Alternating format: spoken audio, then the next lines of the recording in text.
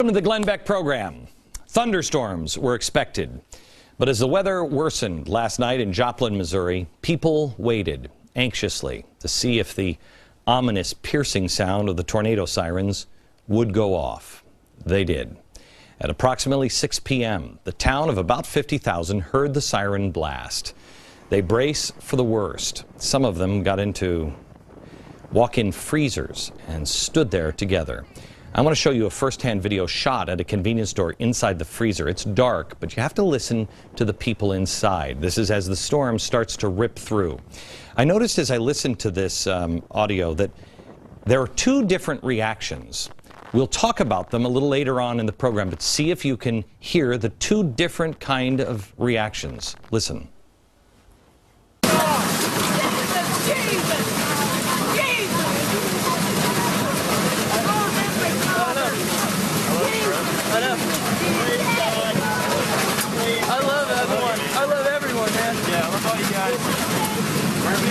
I love you. Jesus, Jesus, Jesus. Heavenly Father. Thank you, Jesus. Yes.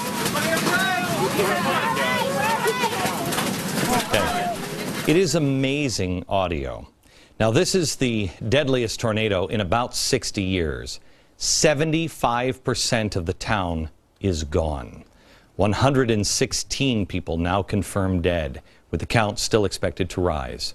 The devastation goes on for miles and miles. Everything from homes to hospitals crushed. Shortly after the storm, the Weather Channel was on the scene. Watch this. If you take a look here at this neighborhood, all I can say is it looks very reminiscent of what we saw last month in,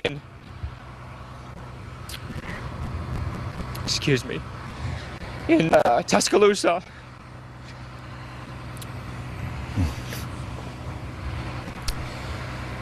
The devastation is truly amazing, yet the devastation is not the story. It's what's happening after the devastation. The volunteers are showing up, not FEMA, volunteers, just people who survived, people from the other town, people in a neighborhood that the tornado skipped over, you name it. They showed up and they're helping. They have been now scouring the wreckage, just trying to account for every home and every family, looking for any survivors who might be trapped or hurt. It is amazing to see the outpouring of help, but it is not shocking because we're Americans. This is what we do best. You can fundamentally change our laws, but you can never fundamentally change the American spirit. It's in our DNA. When trouble comes, we help. We all want to believe that, and we all want to do that. But should we be prepared to help? Do we even know enough to help? The question I want you to ask yourself on tonight's program is, in the middle of the storm, if you are trapped inside a freezer, which person are you? The person that says, "Oh dear God," and is panicking and freaking out? Or the other person, the one that says, "We're all going to be good. We're good. We're good. Just hang on." Tonight, I want you to decide, who are you?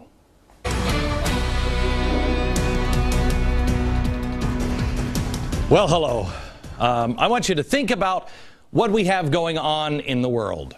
Japan has been destroyed by earthquakes and a tsunami. Remember, Japan was a country that was on, I think it was the World Bank or the IMF chart, said it won't survive if it's hit by any major catastrophe. It was the IMF, Tiffany. They said they'll never survive. Never survive. That was before the earthquakes and the tsunami. Mississippi, the floods, the Texas wildfires. We have a devastating tornado in Missouri. A volcano over the weekend in Iceland went off. We have the Middle East absolutely on fire.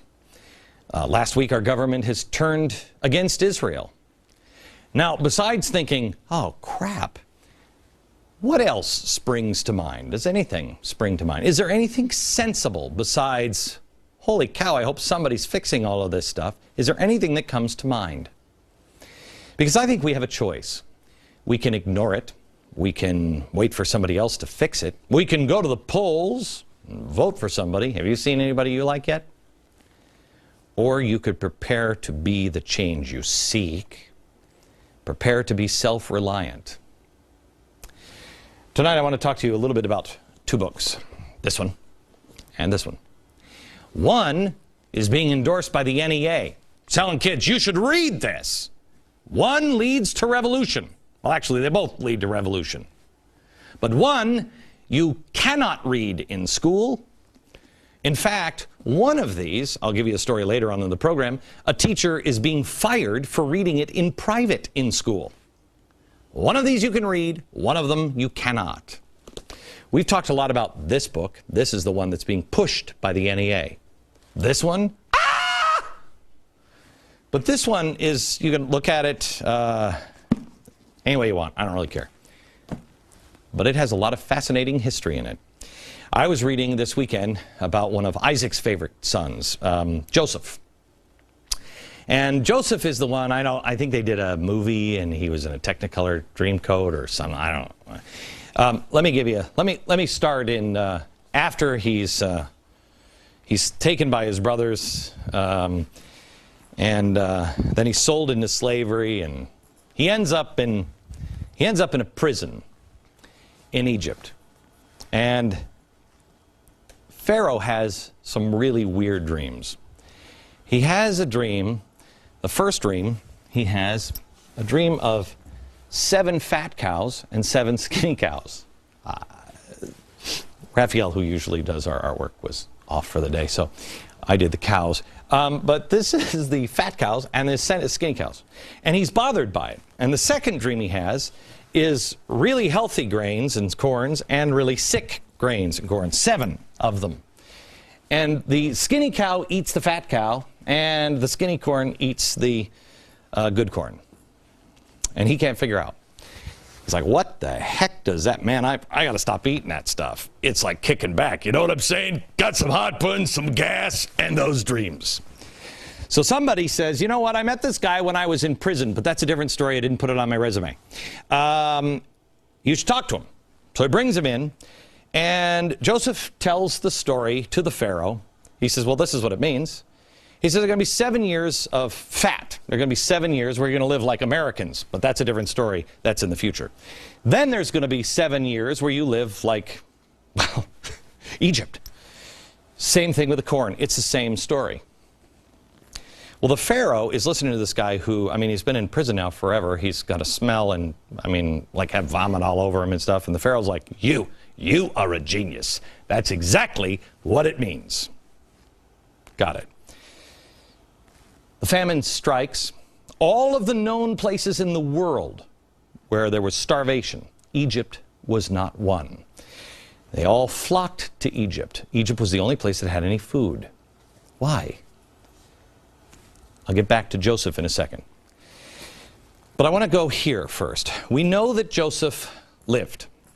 I mean, this may or may not be his tomb, but they think that's his tomb. This is actually in the West Bank. So we know the guy existed. By the way, this is the place. A 24-year-old father of 4 was shot and killed just a few weeks ago. He was on his way just to view the tomb with a group of people who wanted to pray at the tomb when the Palestinian Authority opened fire on the group. And he died. Okay. So we know that he lived. That's important because we know history. History repeats itself. If you don't pay attention, history repeats itself. So we know that famines happen. And we also know, if we know history on famines, that they happen. And famines have consequences. That's important. Because they're not just reserved for, you know, the Bible or Saul Alinsky. They could happen at any time. Most people don't know, or they forgot. I don't think I was ever taught this in school. Did you know that one of the main factors in the French Revolution was famine? Some historians believe that a massive volcano erupted in Iceland and eventually the ashes traveled to Europe and destroyed the crops. People were starving in Europe. Well, there's no easier way to get the bottom to rise up than when they're hungry. Jobless, well, that's one thing. jobless and hungry. Oh, now we have the seeds to really change things. By the way, in totally unrelated news, I know we were watching Joplin today, but did you see that there was a massive volcano eruption in Iceland over the weekend? Isn't that the second time this has happened in, I don't know, last year? So now let me bring you back to Joplin, Missouri, the Midwest. We have all of this destruction. But has anybody talked about the millions of acres of crops that have been destroyed?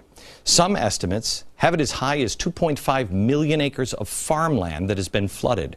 Now that's about the size of the entire state of Connecticut. A farm that size being wiped out. In the midst of the craziness of all, I saw pictures, and this is from the Mississippi. I love this guy.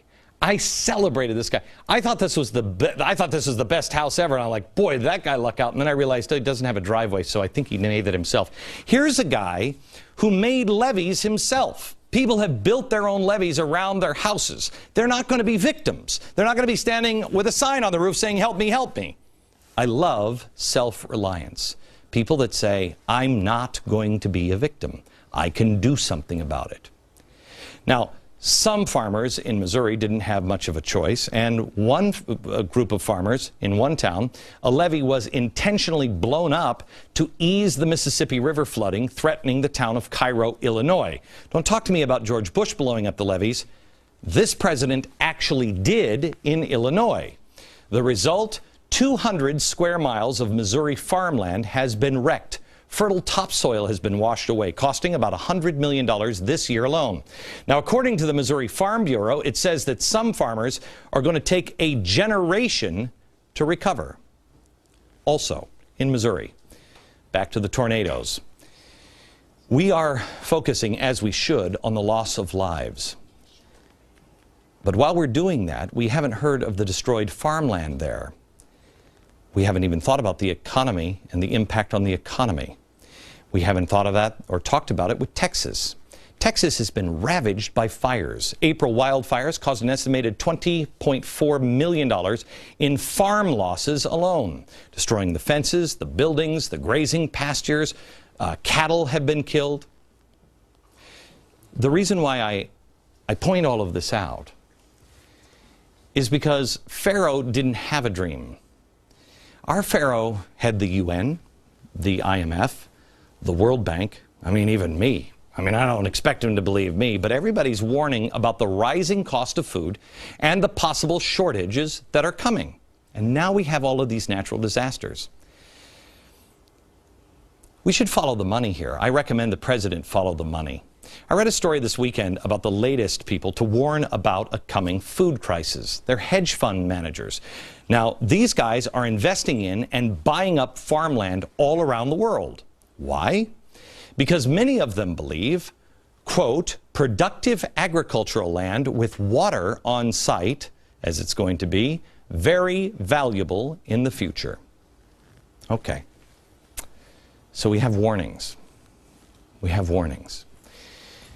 We also have history that famines happen. We have the history that famines have consequences. The revolution in Europe in the 1700s. We also have glaring evidence that our food supply globally is under threat. That's why the president sent all of that grain last week in that speech, sent all of that grain from us to Egypt. We even have Al Gore. I mean, if you listen to Al Gore, oh, it's our SUVs, and they're all going to, okay.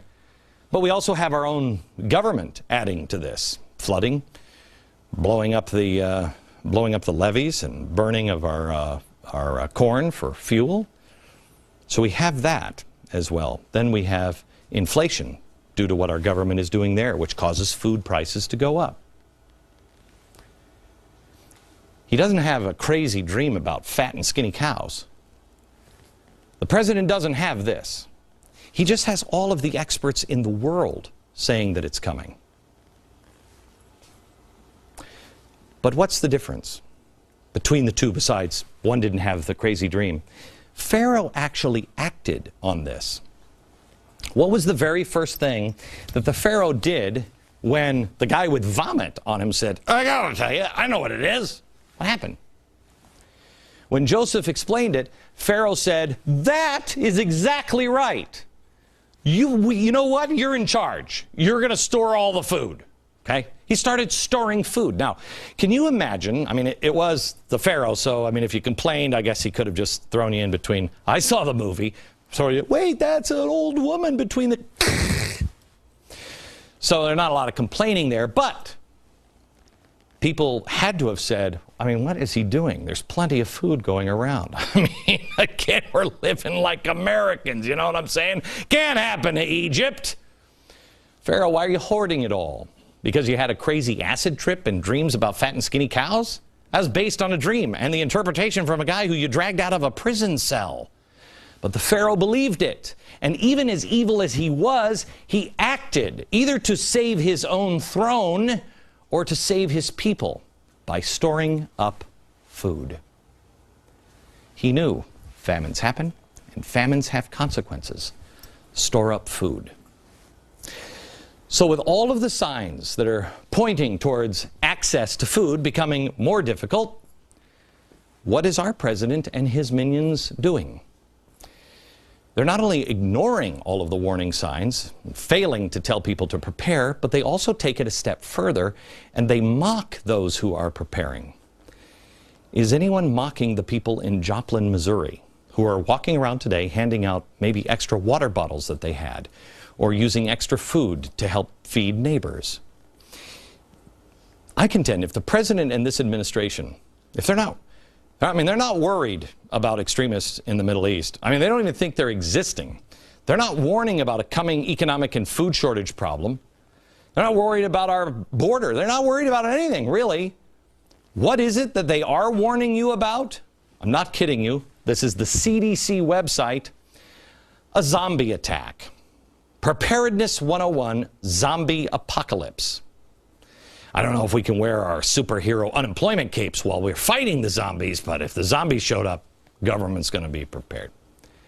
So we're prepared for zombies. We're also prepared for the fundamental transformation of the financial system. We're prepared for new financial regulations. We're prepared, believe it or not, for the 2012 election. You bet they are, where all the old evil Republicans are wheeling old ladies off of a cliff. But do you believe or feel as though we are prepared for any kind of food shortage? Is there anyone that is talking about famines happen, even if it's not here? What will it do to your food cost? Is anyone saying, you know, guys, this must be like our grandparents. Let's have some extra food on the shelves. Is anybody really prepared for unemployment? Is anybody prepared for, what does he say, the energy prices will necessarily skyrocket? How about civil unrest? We've got the left planning it. We've shown it to you on this program. Are we prepared? By the way, on a completely unrelated note, the president brushed off the War Powers Act deadline expiring because he said the Libyan military mission doesn't apply to that. Excuse me? If you look at every action from this administration, from that War Powers Act to everything he's done, including the speech slamming Israel, our only stable ally in the Middle East, and then lifting up the guy in Tunisia who set himself on fire as the equivalent to Rosa Parks, you have to ask yourself, is this president and this administration, are their actions stabilizing us or destabilizing us? You're going to have to decide that, but the answer to me seems pretty clear.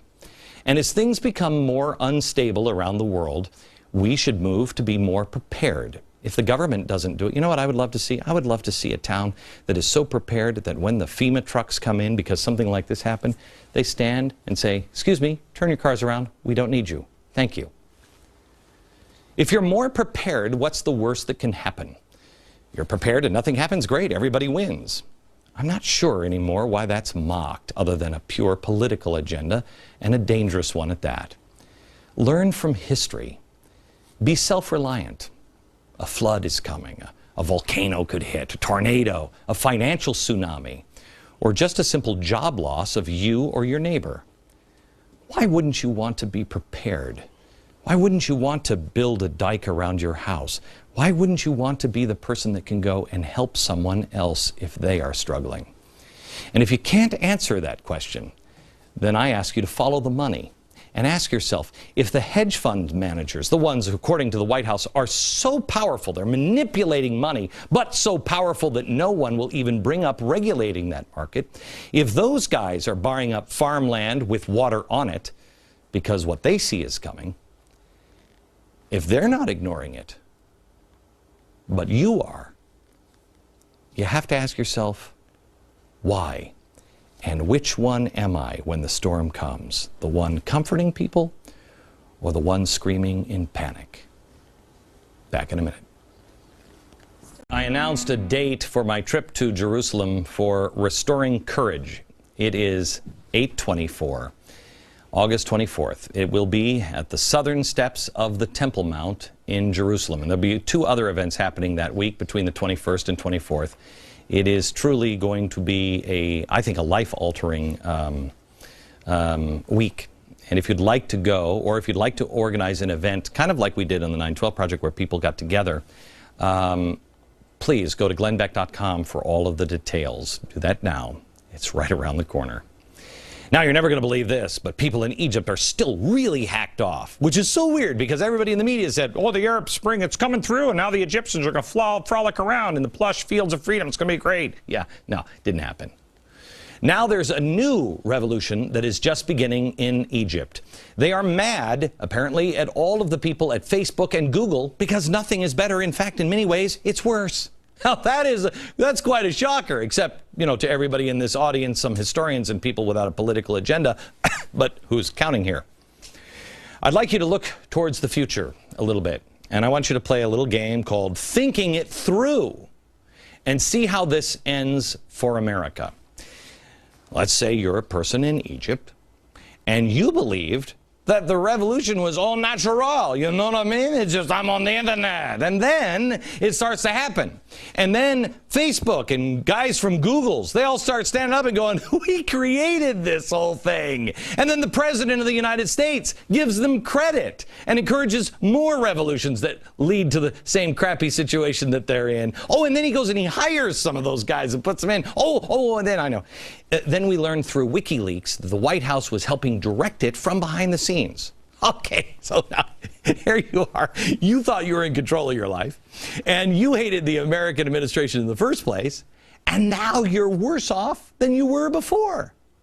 How much more do you love America? Huh? Come on, give me a big hug. They already loved us so much before.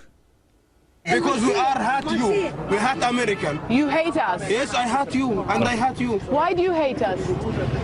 You are not good person. Go to any place more, please. Go to any place more. You are not with us. Okay, I was always hoping that he just meant that they don't hate us, but I think he means hate. What could possibly go wrong now? May I go back to the original board that was relentlessly mocked by the media? And now that everybody's just ignoring the fact that they were completely wrong. You should look at this board because it shows the future. I said at the time they would work against Israel. I said that it would spill over into Europe. And the pipe-smoking elitists said, no, don't listen to that man, it's poppycock. Europeans are so much more civilized, you know? Yeah. Has anybody in the media bothered to check on the protests in Spain? If you remember the map, I specifically pointed out Spain so long ago. Watch. There I am, caliphate, and I was made fun relentlessly. Oh, gee, no, you can't do that. It's odd, because here they are in revolution in Spain, and there's me saying that and being mocked. Tens of thousands in the street. Something extremely uncommon in Spain, 21% unemployment. That's what's really starting to do it. I'm sure it didn't take a lot of arm twisting from the union thugs to get them into the streets. Greece now is 2 months away from running out of cash, and the protest this weekend started to move to Italy, where Italian revolution is a trend on Twitter. Greece, Italy, and Spain. By the way, just after the uprisings in Tunisia, we warned you 5,000 Tunisian refugees fled in boats to Italy. Then this weekend, I saw a piece on Bloomberg where Neil Ferguson, a historian and economist, said this about Europe. Listen carefully. The Eurozone has become a kind of government-killing machine, and that most governments right now who have been incumbent over the years of the financial crisis are being punished. Yeah. Listen to the whole thing, because it's spooky. It is what I wrote on this board, that it would sweep the Middle East, it would destabilize Europe, and then the rest of the world. The governments are becoming government-eating machines. I believe that's why the president made his suggestions on Israel. I think that's why he is moving in the way he is. He has suggested people get more involved in the Arab uprisings, which are clearly not in the people's best interests. Not that Mubarak was, but that wasn't a good solution. The movement to fundamentally transform the world must destroy everything. It must make everything ungovernable. It must eat the current governments. Are these things all happenstance? Are they all coincidence that they're all happening? And how the hell did I get that right? How? What role do you and me, what do we play in the chaos and the things that this next president, if it is him, can he fix it? Can the next president do it? Or is this bigger? Is this bigger than the 2012 election? And if it is, what's the answer? Coming up.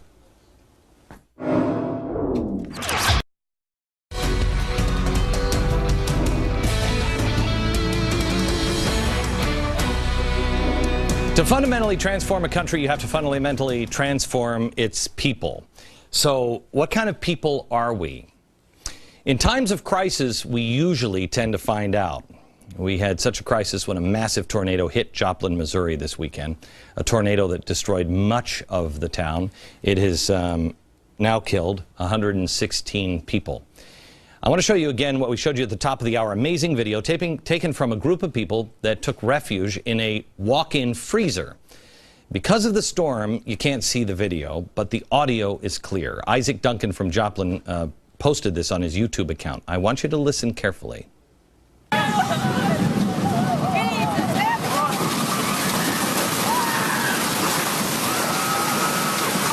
it the people screaming?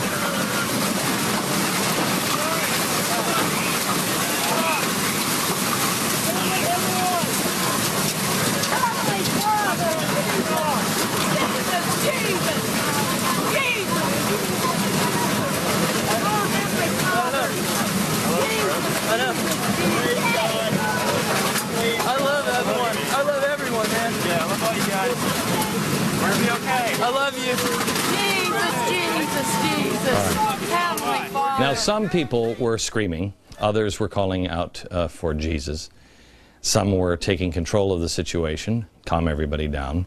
I like the guy who sounded like, you know, every night at my house when I was a drunk, I love you, man. I love all you guys. One guy you hear in that video, I think, is true courage under fire. He is the shining character that is going through, and that is the guy saying, we're all okay. We're all going to make it. This, I believe, is what it's going to take to save our country in the face of all the crises pressing down on our world right now. The spirit of banding together and being a leader in those situations, saying, you're all right, helping each other, turning to God. People are on the ground in Joplin, Missouri are helping now however they can, trying to help. It's interesting to me. Listen, see if you can find the federal agency here. We spoke to Pastor Cliff Mansley from the New Creation Church in Joplin, Missouri. Now, this is a church that's only 3.5 years old. They have 150 members. Already over 100 of his members are volunteering. The pastor himself has helped pull people from the rubble. He said they are in desperate need for lithium-ion battery power tools. I mean, not that he's a, power tool snob, but they last longer when you're out on the job, or so they tell me. At College Heights Christian Church, hundreds of volunteers have shown up offering to help. The church has been sending volunteers out all day in teams of 4 equipped with waters and bottles and tarps. And they are accepting donations, collecting non-perishable food items, and you can find out how to help by visiting their website at chcchurch.org. Southwest Missouri Conservative Group is organizing a relief effort. Their website is at meetup.com. Also, asamom.org is sending blankets, stuffed animals, and books for all of the kids. Care packages for moms with children. Can you imagine how frightened the children are? Go to their website, asamom.org, for more information. I tell you these things because the first ones always on the scene are the neighbors and the churches, not the federal government. So the decision you have to make is, why would we be weakening our neighbors, our self-reliance, and our churches, while at the same time making our federal government stronger? And then you ask yourself this question: who am I if I'm locked in that freezer? Am I the person that stands around screaming or thinking to myself, oh, there's nothing we can do, we're all gonna die? Or am I the one saying, come on, we're all okay, pull together, we're okay, and participate in restoring ourselves and restoring courage? Watching the border. The Mideast is on fire, and then there's a threat at an Arizona Dairy Queen. Late last week, 30-year-old homeless woman was arrested after she went into a Dairy Queen, ordered an ice cream, and then pulled a grenade out of her pocket. Police determined it was just a training grenade, so she couldn't have blown anything up. Oh, well, I feel so much better. We also have a woman pulling a sword in Louisville. It's a Pizza Hut there. 29-year-old started yelling at the employee and then threatened him with a sword. She, quote, began to raise it out of the sheath. I don't know if you get into my Pizza Hut with anything in a sheath. When her brother grabbed her and then locked the sword inside the car. How about the sister? But don't worry about these two women. No. The federal government is on the case. The real threat facing America, the terrorism of prayer. An assistant special education teacher in Brooklyn was fired over this. She claims she would pray in her class before or after students left the room, special ed. She read the Bible during lunch break, and she also led other teachers in a prayer group. The woman said she was teased by the principal and that, quote, he was aware that she and other Christians were praying to have demons removed from his spirit, but it wasn't working. That's what he would tell her. The woman, who was also disabled, also claims that he criticized her for not using the elevator. Or for using the elevator. He told her, you should take the stairs. Quote, why don't you just pray yourself up? Well, she's been punished. She was sent to the rubber room. That's where the teachers accused of misconduct, like fondling children, are sent away from the students. Sometimes in New York, they're there for years. Well, this teacher spent a few weeks there before she was fired. Oh yeah, they got her out right away. Now she's suing the Department of Education and the school's principal, while her former union rep appeals her firing. Don't worry, America. The NEA, the teachers union, and the Department of Education are keeping your kids safe tonight from teachers praying about your kids while they're not in the room. Thank you, federal government.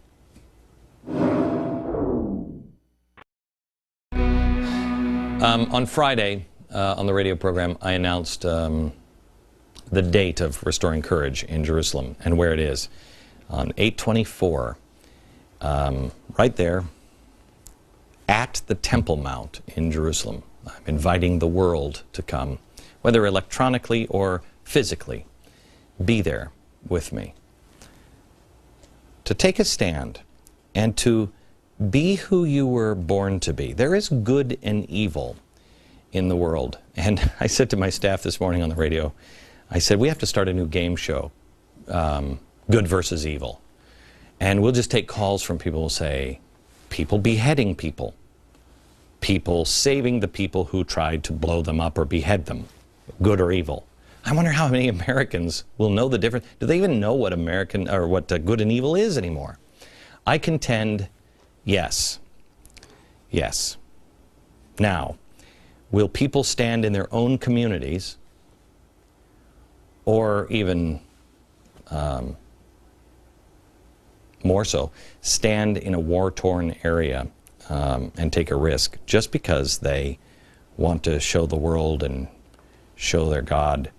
You're not going to bully me. And I know the difference between good and evil.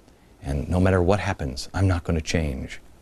We have to decide now, before things get crazy, who we are. I think we're already headed down this road. We're a divided country now. I feel a little like Michelle Obama. This is the first time I've ever been proud of my nation. Now, I've always been proud of my country, but I have never felt like we were a nation divided. About a year and a half ago, I started doing research on the Civil War, and I wanted to see how things were right before the Civil War, because I kind of wanted to be able to check the clock. If we start going this way, what does it look like before a Civil War starts? We're not there yet. Things right before the Civil War, I mean, there was one congressman that I think beat a senator almost to death in the well of the Senate. It was bad. So we're not there yet, but there are two different Americas that are starting to emerge. And it's really the difference between good and evil, I think, or embracing good or evil, allowing ourselves to become something that we're not. I've been telling you about the Arizona curriculum that is teaching our kids to overthrow the government. It's as simple as that. Overthrowing. It is the most horrific curriculum I have ever read. Now, if that wasn't bad enough, the same school district that is raising these kids is now sending a director of student equity to a conference, believe it or not, headlined by the one and only Bill Ayers. Okay, so things are out of control in Arizona. But now I want to show you a couple of other scenes. Here we have, this first one over here is a Denny's fight. The women are fighting over syrup. The next one, women fighting on a New York City subway because one is eating spaghetti on the train and the other doesn't like it. There's women fighting in a gas station parking lot. They're celebrating after the fight. And then, of course, the horrible footage of the McDonald's beating, a beating of a woman so badly that she goes into a seizure. I just told you the story about a Dairy Queen where somebody walked in and had a fake grenade. Or, you know, the sword in Pizza Hut. I mean, when you go into these places, when you can't go into a Denny's and know that, you know, people aren't going to beat each other up over maple syrup, you have to ask yourself, what happened to us? Where is the America that I understand, where we're decent to each other? What's striking to me is one of these Americas is in the relative midst of plenty. And then you start to see the other America. I mean, one, all they have to do is ask for syrup, and they can get it. This one, you could ask for syrup all you want, you ain't going to get it. The other America is in the midst of devastation. Ask yourself tonight, which America do you want to live in? Believe it or not, I'd rather live in the one that has no mall, a crippled hospital, a city where there are no jobs, where my home is gone, I don't know what tomorrow is going to bring. I'd rather live in that America if people behave the way Americans are supposed to behave, how we're expected to behave, decently to each other. We celebrated on this program how the Japanese behaved after the tsunami earthquake. More than 400 aftershocks destroyed their country. But now look at the Midwest. It is being done quietly, without any fuss. 116 people so far dead. Church in Joplin, Missouri, housing 40 people, giving them food and clothing, without any fuss. In a neighboring town, they're collecting food and hosting dinners for people who have lost everything. When you have this kind of devastation in your country, and you don't hear about it, it's because people are behaving like Americans. America, I urge you tonight to begin your process, your journey on being who you were meant to be, not the person we've all allowed ourselves to become. I have a couple of special shows coming up for you. First of all, on Friday, a crash course in everything you need to know about our founding fathers and how they represent faith, hope, and charity. And on Monday, Memorial Day, you remember the survivor mom from the fire that we showed you? Stephanie Nielsen, her whole family, all of her children, join us for the full hour. Set your DVR next Monday. From New York, good night, America.